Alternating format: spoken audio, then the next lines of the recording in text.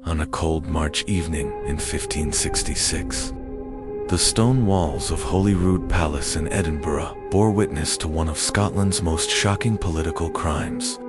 Within the Queen's private apartments, rooms normally reserved for warmth, music, and intimate company, a man would soon meet his death in the most brutal fashion imaginable.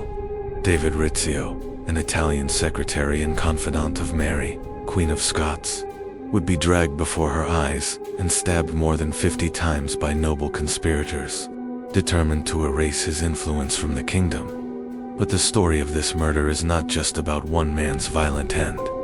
It is about the deadly intersection of politics, religion, jealousy, and ambition in Renaissance Scotland. Understanding how Rizzio came to such a fate requires stepping back into a world where loyalty was fragile, violence was routine, and the court of Scotland was a dangerous place for anyone who stood too close to power. Mary's Scotland, a nation in turmoil. When Mary Stuart returned to Scotland in 1561, she was just 19 years old, widowed after the death of her first husband, King Francis II of France. She came home to rule a land she scarcely knew. Scotland in the 1560s was a kingdom divided. The Protestant Reformation had swept across the country, breaking the centuries-long dominance of Catholicism. Many of the great nobles had embraced Protestantism, not only out of religious conviction, but because it allowed them to seize vast church lands and wealth. Mary, however, remained a devout Catholic, raised amid the splendor of the French court, and deeply attached to the traditions of her faith. Her return brought both hope and unease. To Catholics, she was a beacon of restoration. To Protestants, she was a potential threat. Every move she made, every friendship she cultivated, carried political weight, and into this volatile climate stepped a man whose foreign birth and Catholic ties would eventually make him a lightning rod for resentment. David Rizzio. The rise of David Rizzio. David Rizzio was born around 1533 in Turin, in the Duchy of Savoy. He came from humble origins, the son of a musician, and inherited both musical talent and an education that made him useful in diplomatic circles. By 1561, he was in Scotland as part of the entourage of the Savoyard ambassador. At first, Rizzio's role at court was modest. He was hired as a bass singer in the Queen's small musical ensemble, yet he quickly distinguished himself. He was cultured, intelligent, fluent in several languages, and knew the refined etiquette of continental courts. Too Mary, accustomed to the sophistication of France, and often frustrated by the rough manners of the Scottish nobility, Rizzio was both a comfort and an asset. His wit, charm, and reliability drew him into Mary's inner circle. By 1564, he had risen from musician to her private secretary for French correspondence. In this role, he handled sensitive diplomatic communications, particularly those involving Catholic powers abroad. With access to state secrets and frequent private meetings with the Queen, Rizzio's influence only grew. To the nobility, this rapid ascent was nothing short of scandalous. He was a foreigner, a commoner, and a Catholic. His apartments were near the Queen's chambers. He dined with her, counseled her, and seemed to enjoy an intimacy that few others shared. Resentment festered. Whispers spread of undue influence, of favoritism, even of an improper relationship. Whether true or not, such rumors proved deadly in the charged atmosphere of 1560s Scotland. Mary's marriage and new enemies. In 1565, Mary married Henry Stuart, Lord Darnley. At first, the match seemed advantageous. Darnley was tall, handsome, and importantly Protestant. He also carried Tudor blood, giving him a claim to the English throne. By marrying him, Mary hoped to strengthen her position at home and abroad. But the marriage quickly soured. Darnley revealed himself to be arrogant, jealous, and unstable. Though Mary had given him the title of king consort, he craved more, the crown matrimonial, which would have made him a true co-ruler. Mary refused, and his resentment deepened. Nothing stoked his jealousy more than Rizzio. The Italian secretary's closeness to Mary enraged him. Rumors circulated that Mary's unborn child might not be Darnley's, but Rizzio's a claim almost certainly false, yet devastating in its implications. For the Protestant lords who already despised Rizzio, these whispers were a weapon too, tempting to ignore. The conspirators gathered by late 1565. A deadly plot began to form. Darnley, humiliated and hungry for power, was easy prey for manipulation. The Protestant noblesmen, like the Earl of Morton, Lord Ruthven, and the Earl of Lindsey, saw in him the perfect ally. They promised Darnley that if he helped eliminate Rizzio, he would regain his rightful place at Mary's side and secure the crown matrimonial. They assured him that killing the Italian would remove the Queen's most dangerous foreign influence and restore Protestant dominance at court. The plan was simple but ruthless. They would strike at the heart of Mary's private world, in her own chambers, ensuring not only Rizzio's death, but also Mary's humiliation.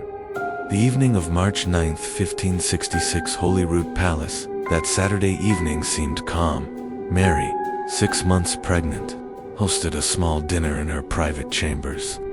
The company was intimate: Rizzio, the Countess of Argyll, and her half-brother Robert Stuart. The Queen valued such private gatherings, where she could speak freely, free from the stiff protocol of state banquets.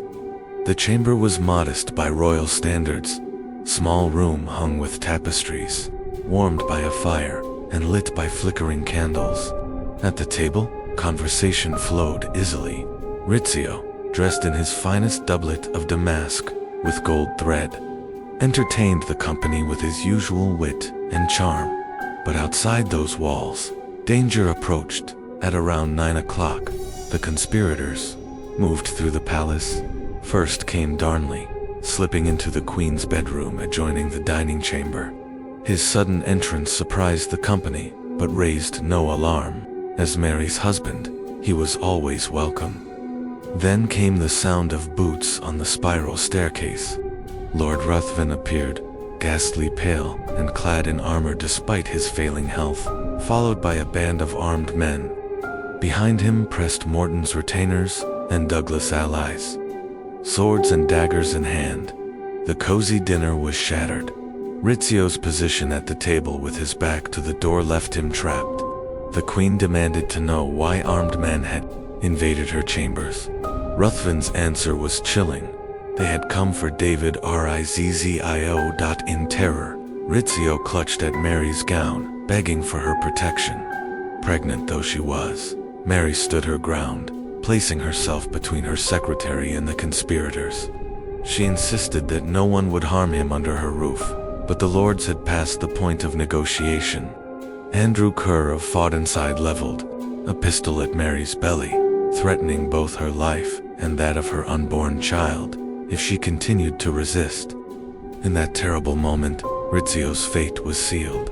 The first dagger flash, George Douglas stabbing over Mary's shoulder with Darnley's own blade. Rizzio cried out, the chamber erupting into chaos. The butchery in the Queen's chamber. The first stab had been made. George Douglas's dagger, lent to him by Lord Darnley himself, sank into David Rizzio's side as the Italian clutched desperately at Queen Mary's skirts. His cry of pain echoed off the stone walls, a cry that seemed to transform the conspirators from plotting nobles into a frenzied pack of killers. What followed was not a swift execution, but a spectacle of savage violence. The armed lords swarmed forward, dragging Rizzio away from the Queen despite his frantic attempts to cling to her. Mary resisted, struggling with all the strength her pregnant body could muster, but she was forced back by the cold barrel of Andrew Kerr of Fodenside's pistol pointed directly at her stomach. The Queen, faced with the possibility of losing her unborn child, had no choice but to yield. That the conspirators pulled Rizzio across the chamber, blades flashing in the candlelight. He screamed, fought, clawed at his attackers, but there was no escape. They stabbed him again and again, daggers, swords, whatever weapons they carried, until his body was riddled with wounds. Blood spattered the walls and pooled on the wooden floorboards, as the once elegant secretary was reduced to a mutilated corpse. By the time the frenzy subsided, Rizzio had suffered more than 50 stab wounds. His body lay crumpled in the doorway, between the dining chamber and the Queen's bedroom, as if he had been trying in vain to crawl to safety. The conspirators' faces, lit by the guttering candle flames, betrayed little triumph. Instead, there was shock, perhaps even horror, at the sheer brutality of what they had unleashed. What had begun as a political assassination ended as a massacre. The Queen in prisonary was left standing amid the carnage, her gown stained with her secretary's blood, her face pale but unbowed. The conspirators had achieved their goal, but in the process they had committed a crime of shocking intimacy murder in the Queen's very presence, with her own husband's dagger as the first weapon drawn. For the next 2 days, Mary was effectively a prisoner in her own palace. Guards loyal to the lords patrolled the halls, and access to her chambers was tightly controlled. Darnley, though complicit in the plot, now found himself torn between his ambition and his wife's wrath. Mary, even in grief and shock, showed remarkable resilience. She saw at once that Darnley was the weak link in the conspiracy. Whispering to him in private, she appealed to his paranoia and ambition, convincing him that the lords had used him and would abandon him once their true goals were achieved. Her words struck home. Within 48 hours, Darnley's loyalties shifted once again, this time back to his queen. The daring escape on the night of March 11th. Just 2 days after the murder, Mary made her move, disguised and accompanied only by Darnley and a small band of loyal retainers. She slipped past the guards of Holyrood. The Queen of Scots rode through the darkness to Dunbar Castle, a stronghold on the coast where she could rally support. Her escape electrified the realm. Within days, loyal nobles flocked to her banner, outraged at the violation of royal dignity and the barbarity of the murder. The conspirators, realizing the tide had turned, scattered. Some fled into exile. Others tried desperately to justify their actions as patriotic defense of Scotland against foreign corruption. But the stain of their deed could not be so easily washed away. The fate of the conspirators in the months that followed. The murder of David Rizzio reverberated across Scotland. The Earl of Morton, Lord Ruthven, and others involved in the conspiracy faced exile and disgrace. Some would eventually return to political relevance, but never without the shadow of that March night hanging over them. Darnley, though spared immediate punishment, found his position fatally weakened. His complicity in the murder, his betrayal of his wife, and his cowardly vacillation afterward destroyed what little respect remained for him. Within a year, he himself would be dead, murdered in a plot that may have involved many of the same forces unleashed during the Rizzio affair. As for Mary, she emerged from the crisis scarred but unbroken. Her ability to survive captivity, to turn her husband against his allies, and to rally loyal forces in the aftermath testified to her resilience. Yet the murder also revealed the limits of her power. Even a queen could be forced to witness the butchery of her closest companion. The bloodstains of Holyrood in the centuries that followed. Holyrood Palace carried the memory of that night, like a wound that would not heal. Visitors were told that the bloodstains on the floor of Mary's chambers could never be fully scrubbed away. Time and again, the boards were cleaned, sanded, even replaced, yet the marks reappeared. Dark reminders of Rizzio's violent death, legends grew around the ghost of David Rizzio. Guests and servants claimed to hear muffled cries, the sound of struggle, or sudden drops in temperature in the rooms where he had died. Some swore they saw shadows moving across the floor, as if replaying the horror of that March night. Whether superstition or something more, the story of the haunting became inseparable from the palace itself. The lessons of Rizzio's murder, the assassination of David Rizzio, was more than an isolated act of brutality. It revealed the fragility of power in 16th century Scotland and the perils faced by foreign advisors in an age of rising nationalism and religious division. Rizzio's murderers justified their actions as defense of Protestantism and Scottish independence, casting him as a papal agent, corrupting their queen. In reality, their motives were a toxic blend of jealousy, ambition, and fear. Their violence was cloaked in the language of patriotism, allowing them to see themselves not as assassins, but as guardians of their realm. The psychology of that night is chilling. Once the first blow was struck, the group lost all restraint. Political calculation dissolved into blood frenzy. Each conspirator sought to participate, as though shared violence might spread responsibility thin. What emerged was not reasoned political action, but collective savagery and eruption of hatred that turned men into butchers. For Mary, the trauma was personal and political. She had been forced to watch the slaughter of a man she trusted, perhaps even loved, while powerless to intervene. The message was unmistakable. Even a queen could be terrorized, her authority mocked, her private world violated. Legacy and reflection 4.5 centuries later, the murder of David Rizzio still haunts the history of Scotland. It remains one of the most vivid examples of how ambition, prejudice, and fear can transform political disagreements into acts of shocking violence. The story resonates because it exposes something timeless about human nature. The conspirators were not criminals by profession. They were nobles, men of standing, who convinced themselves that murder was justified by higher principles. In doing so, they revealed how thin the line is between civility and savagery when power, jealousy, and fear are at stake. The blood that stained the floors of Holyrood Palace in March 1566 was never truly washed away. It stands as a permanent reminder that proximity to power is also proximity to danger, and that violence, once unleashed, leaves marks that endure far beyond the moment of death.